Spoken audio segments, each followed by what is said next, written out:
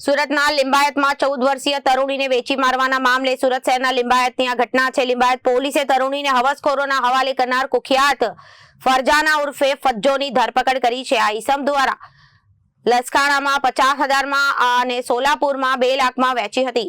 25 November 2025ના રોજ આ ઘટના બની હતી। લિંબાયત પોલીસે એક મહિલા સહિત 2 લોકોની ધરપકડ કરી કાયદેસરની કાર્યવાહી હાથ ધરી છે। લિંબાયત પોલીસે એક મહિલા સહિત 2 લોકોની ધરપકડ કરી અને ફરજાના ઉર્ફે ફજ્જોના પાનોલીમાં 5 મહિનાથી છુપાઈ હતી। દિયરની પણ ધરપકડ કરવામાં આવી। પૂછપરછમાં હ્યુમન ટ્રાફિકિંગનો ઘસફોટ થયો। 14 વર્ષીય તરુણીને 5 મહિના પહેલા નૂરી ફરજાના કેટરિંગનું કામ કરવામાં આવ્યું હોવાની લસકાણા લઈ ગયા હતા। શોએબને 50,000 રૂપિયામાં વેચી દેવામાં આવી હતી। શોએબે તેને 3 દિવસ પોતાના ઘરે બળજબરી પૂર્વક રાખી અને કોશિશ કરી, પરંતુ તે તાબે ન થતા 50,000 પરત લઈ ગયો અને લસકાણાથી પરત લાવ્યા। 10 દિવસમાં નૂરી અને ફરજાનાએ બીજો ગ્રાહક શોધી કાઢ્યો અને સોલાપુરમાં તેને એક હિન્દુ યુવક સાથે પણ આવી દીધી।